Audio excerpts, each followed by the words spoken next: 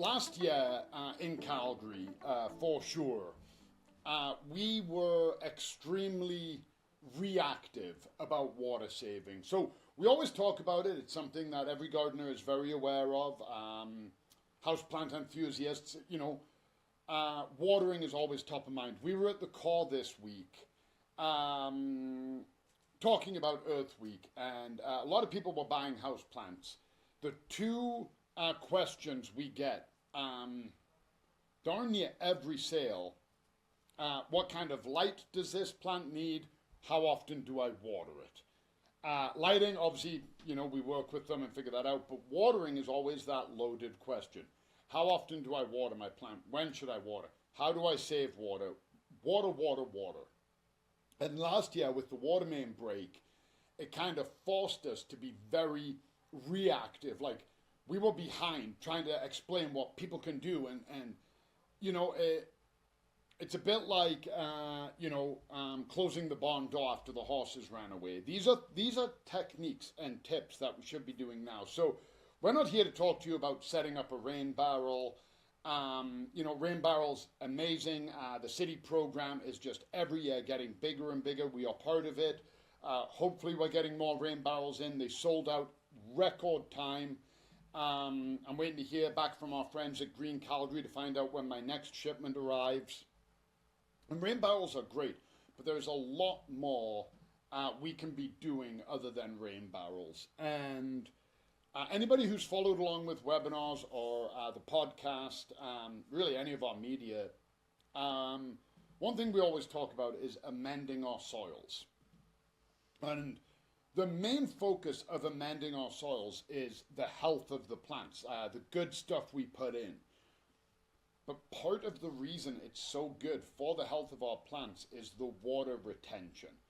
I think it was Utah State University, might have been Oregon. Utah and Oregon State have amazing agricultural and horticultural programs, and they do a ton of work, and they have a ton of articles, like a ridiculous amount of articles that are free to read, and they are like peer-reviewed, science-driven articles in the world of agriculture and horticulture. I read quite a lot of them, and that's why I can't remember which one it was. So it was Oregon or Utah. And they did a test, and they found, and this was done agricultural, I broke the numbers down to make it easier, but they found that by mixing 1% of organic material into your soil, you can help increase water retention, moisture retention, by 2 liters per square foot. So a square foot is cube, yeah, big, 12 inches on each side, 30 centimeters, if we're going metric. And that is essential. And when I'm talking about the amendments, so whenever we talk about doing planters, we're getting to that season, we're getting to planter season. I got some beautiful annuals here, I just grabbed some. And when we talk about planters and doing our pots, I always say, stay away from your composts, your manures, your topsoils, because they are really, really heavy. That is what we're looking at. Any of those amendments, we're not talking about other one of my favorites, charcoal and rock dust. They absolutely help, and they help with water retention, though they don't absorb it. They help create the aggregates. But we're talking about our earthworm castings, peat moss, cocoa coir, compost, manure. That's what we're looking to add. And the way it works is, there's also perlite, vermiculite. I don't really add them to my garden beds because I can put in all of the heavier stuff. If you do add them, there is zero harm. I personally don't. There's perlite, I've got some potting soil here. We can see the perlite in it. I've done blends before where I have added perlite and vermiculite. I just don't put it in my garden soils. Raised planters, I probably would. Veggie pod, excellent example of it. But what we're looking to do with these amendments, they go into the soil, and not only do they absorb more water than the heavy clay or the sandy loam, they also help create aggregates. So one of the things You know, when I was landscaping, we used to have a joke that when we called a rain day, it wasn't for our comfort, it was how much damage we were doing to the garden. We can put on rain gear, rain ponchos, whatever, or just get wet. It's just rain. It's not going to kill you. It is annoying when it's running in your face, so you know, wear your hat. But it was when we were doing very large gardens that had these deep, deep beds. Some of them, you know, 15, 20 feet deep, 40 feet long. So you have to walk through the flower bed, and the soil is wet. So I'm stepping on it and I'm compacting it and I'm squishing all of those micro aggregates, and I'm basically creating something that now water can't get through. I'm disrupting it. We're doing damage to the garden, we need to call it off. That was when we called a rain day. So adding these amendments actually helps the soil form micro aggregates, and it's little pockets in these tiny little things. You pick up a handful, you squeeze it together gently, looks like just a clump of soil, but when you break it down and look under a microscope, even a magnifying glass, depending what level of aggregate you want to see, you'll see it's all different sizes of soil. And that's where the water and the moisture gets trapped. So these amendments, they're absorbing water, but they're also trapping water between them. And that's why amending our soil is so important. We're adding rich organic mineral and material for our plants to feed on, but we're also significantly increasing the moisture retention. So when we are looking at watering our soils, and we have something in there that's going to hold that moisture, we need to use less water. And they did it. I was telling Brandy about this, and I'll see if I can find the video. I'll get it to Brandy, and she can share it. But somebody did a study, and they had 3 patches of lawn. One was saturated, rained heavily, overwatered, whatever. One was very healthy. The garden had been amended properly. They'd put down proper turf builder. They'd put down, top dressed with a good topsoil, peat moss, coir, manure, really healthy soil. And the other soil was completely drought, just baked hard under the sun. And they took a glass of water and they flipped it upside down on each one of the soil patches. The one that was saturated, the water stayed in the glass. The soil could not absorb any more water. It was at saturation point. The drought one that we think would just suck the soil down because it is so dry, repelled the water. The soil, when it gets that dry and it's that poor quality, becomes hydrophobic. It actually pushes water away. Potting soils, they've been dried for so long, they're sitting in bags. You water your plants and often the water just sits on top. That's why we're like water every day. You need to get that soil to absorb. The healthy soil had all of those amendments done properly. They put the glass and the water just went gone instantly. So it shows how much more we can bring in by having a healthy soil. So working with that is important. And then when we're talking now, I'm going to segue into plants. So I'm staying away from annuals. Most of our annual plants do require water. They were in the pot, in the garden. They may require water every other day, every day, depending on what you're growing. Sometimes really baking hot. I've talked about this. My tomatoes, I might have to water twice a day. And we're going to get to that. There are techniques there. But we're going to talk right now about our perennials. So we are bringing in native perennials. A lot of them are drought tolerant. And I've got some perennials here. And see if I can sneak around because I don't know how close I am to the cameras. Brandy will tell me my focus. But we can see here, there's a water smart, and they all have it. There's our poppy, and I've got a fescue here. Okay, and they say water smart. That means that they're going to be drought tolerant. They are going to be drought tolerant, and it's very important to make this distinction.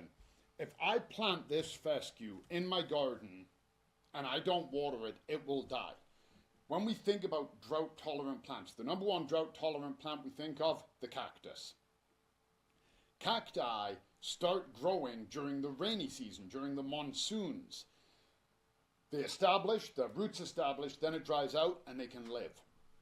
When we plant a new plant, regardless of what it is, we have to water it in. It needs the roots to establish.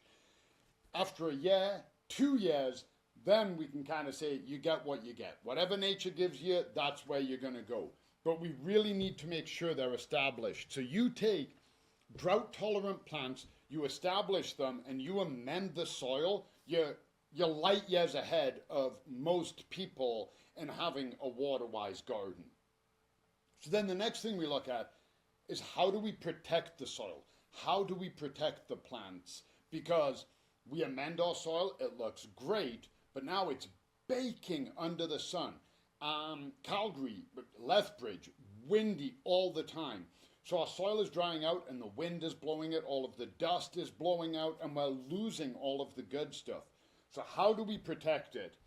And that's where we use things like garden fabric, okay? And we put our garden fabric down on our soil.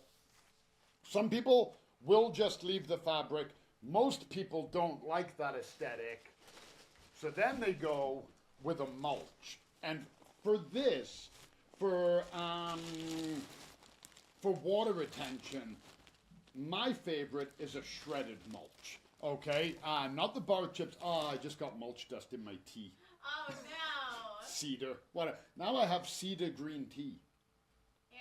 Oh my god! I can't believe you drank that. Oh my god! Okay, landscaping. I've drank coffee with peat moss in it. Ew! Whatever. A little bit of roughage helps me retain moisture. So you want to put this down.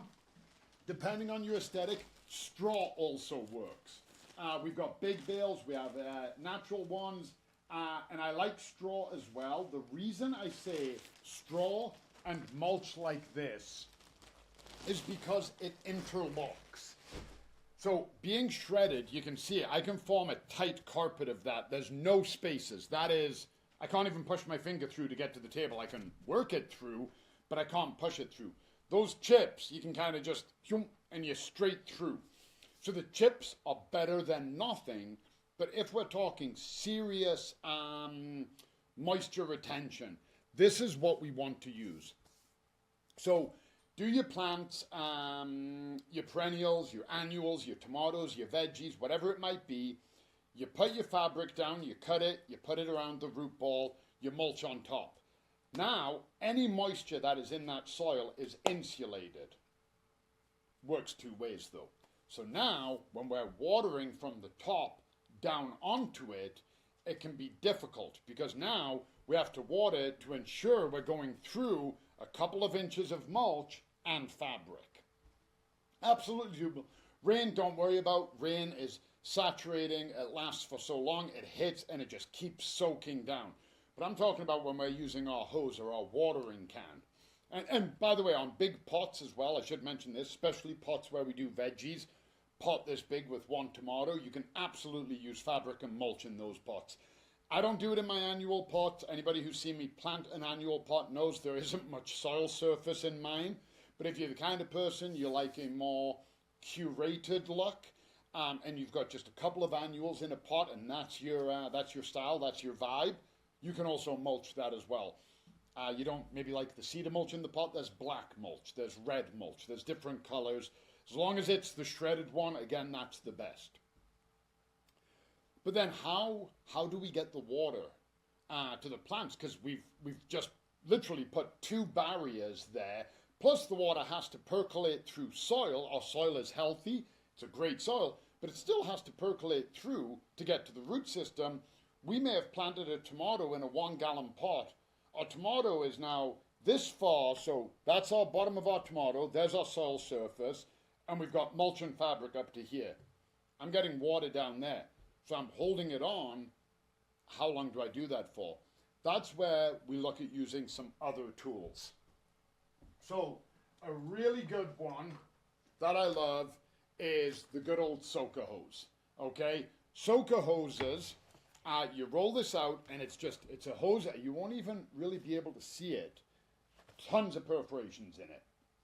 So you roll this out, roll it out, plant your perennials. Okay, we'll do a perennial bed. So we've planted our perennials. I've got my fescue, my other plants, and they're looking good. Okay, and I want to put my mulch down. Now I'm going to run my hose, and I'm going to go here, and then I'm going to bring it to here, and then I'm going to go to here. Oh, hold on, we can't see you. Oh, we can't. Uh-oh. Okay, hold on, I'll put the camera. Okay. Okay, go again. Okay, so I've planted my plants. I put my perennials in. I love the way they look. They're great. Now I take my soaker hose and I'm going to come and I'm going to go right on this root ball. I'm going to go on this root ball and I'm going to go onto this one as well. Then I'm going to put my fabric down. Then I'm going to put my mulch on top. And I'm going to leave this end of my soaker hose sticking out. I attach my garden hose. I turn it on. This all floods. I know it's wet. I turn it off. Put my garden hose back onto my wand, my nozzle, whatever I want. That soil is now soaked. It's going to saturate down to the roots and that moisture is protected. This can be a pain in the butt for some people. They don't want to do it. They don't want to take the hose out, whatnot. They don't really have the area for it. Whatever the case might be, that's where we look at using things, other tools, like root feeders. So this is a traditional deep root feeder. It's normally used on trees and shrubs, can absolutely be used on perennials. Handle, footstep, it's got a fertilizer attachment here, universal water-soluble fertilizer. You push it in, and then if you can see, tell me if we can see this or if I need to come closer. Yeah, you're good. So you can see a couple of holes at the bottom. So you sink this to the depth that you need. You're doing a huge tree, you sink it to there. You're doing a perennial like that, you sink it to there. Maybe a little up. Just enough to get it in. This, got a nice point, will pierce the mulch, pierce the fabric. You have your hose on it, and away you go. And now you're watering directly. I water that, I water that, I water that one, and I'm done. And that's what we look at for tools. Now, when it comes to our veggies, very important to protect them. Veggies need water. These, again, they're all water-wise. Maybe we don't get a ton of water. You know, we're 2 years forward now. These are established. They're looking good. We haven't had a lot of rain. They're drooping a bit. Maybe browning a little bit. No problem. They'll come back. Not worried about it. I want to keep them nice. They're in bloom. I want them to look good. I water them, but I don't have to. I'm working with the drought tolerance. My tomatoes, my annuals, I can't do that. If I let them wilt, if I let them brown, if I let them go dormant, I've lost my plant. So we look, same thing. We've planted, great amended soil, our tomatoes in there. We've put our fabric down, we've put our mulch down. When we put on our tomato cage, we put on something like this. And this has a built-in deep root feeder. So it's your traditional tomato cage, except one of the legs is a root feeder. This part sits on the soil, as it does. Our tomato or our pepper, whatever we want, goes in the middle, and we have independent stakes, we have peony rings. This sits there, and then we just take our water gun, our watering can, and we water straight down that pipe. And then we have 4 holes here, and it all comes out, and now my soil is saturated. So my water is now going under the mulch, under the fabric, and it's going all the way down the root system to fully saturate that soil. What this does is it allows me to grow a tomato, to grow a vegetable. It doesn't have to be a tomato. It allows me to grow a vegetable, if I use the independent stake, a perennial, using up to 50% less water. I've tested every one of these products. I've played with all of them numerous times in my career. And what I find, and this, even soil amendments, take a soil that isn't properly amended, that isn't very well taken care of. We get this all the time. People go, but I fertilize, my plants aren't doing good. This is why. A lot of times we water a tomato and we pour it on and the soil drinks the water. That first inch, 2 inches gets saturated, and then we watch the water run off. And it's going everywhere but where we want it to be. It's running onto our lawn. It's running down the flower bed. Now, we're watering dormant weed seeds. We're pouring water from a height. We're hitting the soil and we're compacting it. We've got a compacted area now.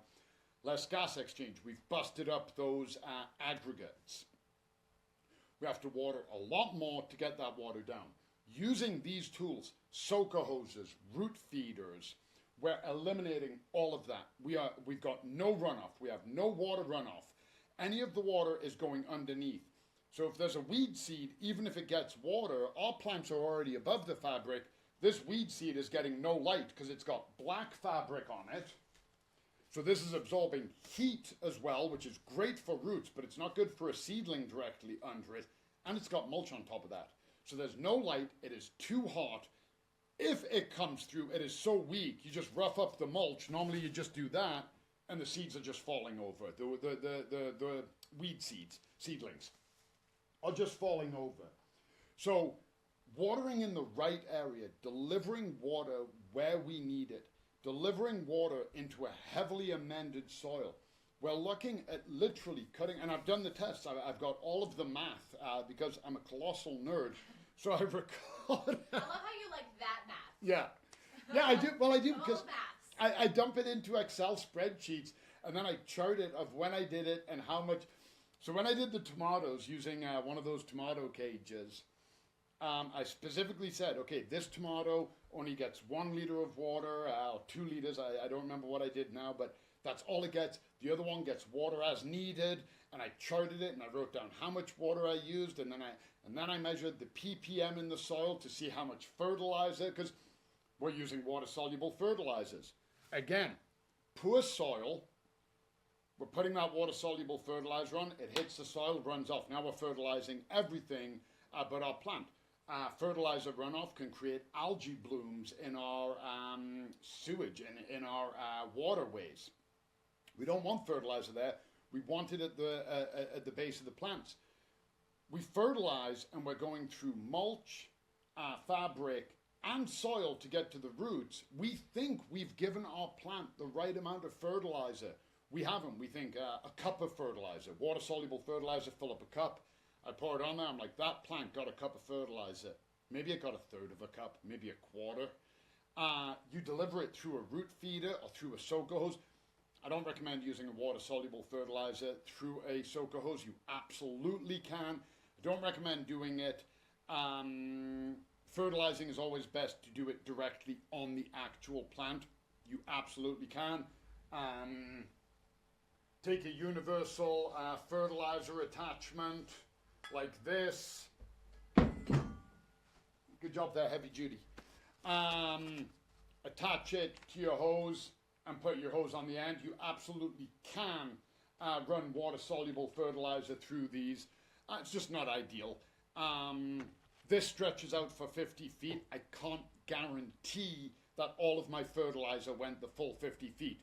Maybe the moment it came through, it fertilized the first 10 feet. The next 40 feet got some, but not enough, because again, tons of different pores all through this. So when you're watering, absolutely, the beginning gets wet first, the back eventually gets wet. Fertilizer, I don't recommend it. So that brings us to the next point. And that is, so we've got all of that figured out. We're doing great. We know what it looks like. How do we know? So we've got our great soil. We've got our perennials. We've got our tomatoes. We got our root feeder cages on. Everything is doing great. But now I can't see my soil. I don't want to be pulling fabric up. I'm defeating the point if I'm doing that. I don't want to be pulling my mulch. You know, we talk about that all the time. We try to limit work in the garden. We're trying to make our life easier. We're trying to save water and prevent weed growth and keep a healthy soil. I don't want to be out there every time I water. Was that enough water? And now I'm running extra water because I don't know, so I'm wasting water. So invest in one of these. And this is a moisture meter. I believe this one is $12 or something. You can also measure pH with this. Most of the time not necessary, but a lot of times people go, how do I check the pH in my garden? This has a pH meter on it as well. So I don't know how well this will show up. I can't come around to the camera. Can we see the needle good from there? Yeah. Perfect. So first thing you want to do is turn your switch to moist. So it's pH off, moist. For this, we're talking about water. We're not talking about pH. So I'm swapping this to moisture, and we can see the needle is in dry. It's in the air. It's pretty dry in here. I got potting soil in here. I stick this in, and that needle is still on dry. See how much I trust it? I'm not even lucky. I didn't even check first. That needle is reading dry. I know that because I haven't put any water in this potting soil. I took it straight out of the bag. I firmed it in. Great potting soil. I will eventually plant something in there, but I haven't given it any water. I know it's dry. Here's one I prepared earlier. I'm like total like Martha Stewart right now. The reason I prepared this earlier is because this soil is hydrophobic, and if I was trying to do this live, I'd be adding water and waiting. And it took me about 20 minutes to prep this soil so that it's nice and wet all the way through. And you can see there's no water leaking out of it. I didn't oversaturate it. It's just watered soil. So now, I don't know why it's in, it was in the glass jar to trap the water. So I'm still on moist. I'm going to take this, firm that down a little bit. I'm going to stick it in, and that needle should have jumped straight to moist. And that's it. So I can take this, and I can go to where I've cut the fabric around my plant, and it went back to dry because I took it out. So now I can put it into my perennial. And I can go, oh, okay, yep, that's moist, does not need to be watered, I'm good. So now I've just eliminated guesswork. These work on your house plants too. Absolutely they do. These are an amazing investment to help you save water, to be used indoors, outdoors, you're looking. And the best part is, once you learn, so say you're using a root feeder, and you fed your plant and you go, was that enough? Well, I don't know. You take this, you stick it in, it reads dry, you go, oh, clearly it wasn't. You add a bit more, you stick it in, it goes moist, or you leave it in the soil as you pour the water in and you watch the needle move to moist. You go, oh, that took 2.5 liters of water to get that exactly where I want it to be. Now I know how much it needs. You don't need to do it again. Absolutely, you can check next month. Maybe it gets a little bit hotter, a little bit drier. Your plant is growing more, it's drinking more water. Not a bad idea to check periodically, but this is going to tell us. Same with the soaker hose. We run our soaker hose for 10 minutes. We go, I think I'm good. We check, we go, oh, perfect, money. That's exactly where I want it to be. 10 minutes, 15, 20, 12 minutes, however exact you want to be, we can nail our timing. And then for things like your soaker hose, if you want to set it permanently, you can put your garden hose on, and where you attach your garden hose to your house, get a water timer. Now that will come on every morning at 5 o'clock. It will water your plants for 10 minutes and it will stop, and you don't have to do it. Then you just go out periodically, check, everything is good, everything looks good, and there you go. And when we're not using too much moisture, we're saving money, we're helping the environment, we're helping the planet, we're helping our pocketbook.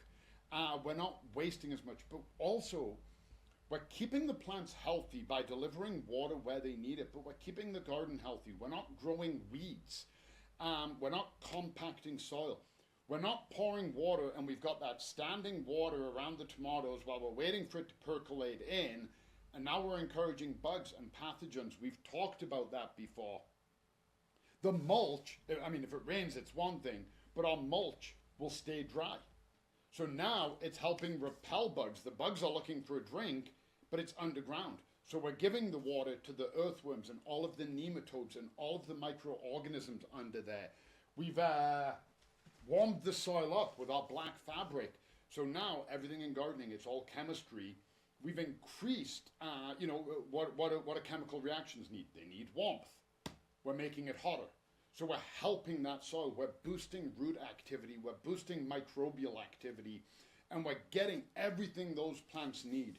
So we're saving water, we're promoting health, and we're stopping the bad stuff. And we're saving money. All of this can go a long way. And all of these are actionable items. You choose to do the one I pick every time. I sound like a broken record sometimes. Always amend your soil. Maybe you don't like mulch. Maybe you don't like fabric. Maybe you don't want to buy root feeders, whatever. If you just do that, you've already increased your game. You've helped. Any one of these can be done to help. You don't amend your soil for whatever reason. You're like, I don't need to. Maybe you don't have a bed. Maybe you're just using pots. Okay, that's great. One of these works great in a pot. Okay, you can grow, again, it's a tomato cage. You can grow your tomato in that and you're still delivering the water and you're leaving the soil nice and dry on top. So you can actually help prevent the aphids from coming. Any one of these will absolutely work independently, but when we start combining them all and we do that extra small amount of work now, like I said, we're looking at being proactive, not reactive. You can always put your fabric out, lay it out, put your mulch on it. Now it's time to plant. You pull the mulch back, you take an X-Acto, you cut out a perfect square, dig, put your plant, backfill, push your mulch back. So you don't have to be planting and then cutting your fabric and trying to put it around. There's ways to make this relatively easy. Once the soil is like that, another benefit, this one is a small one, but these all add up. We have fabric and mulch down now, and I step on it. This mulch is cushioning my foot.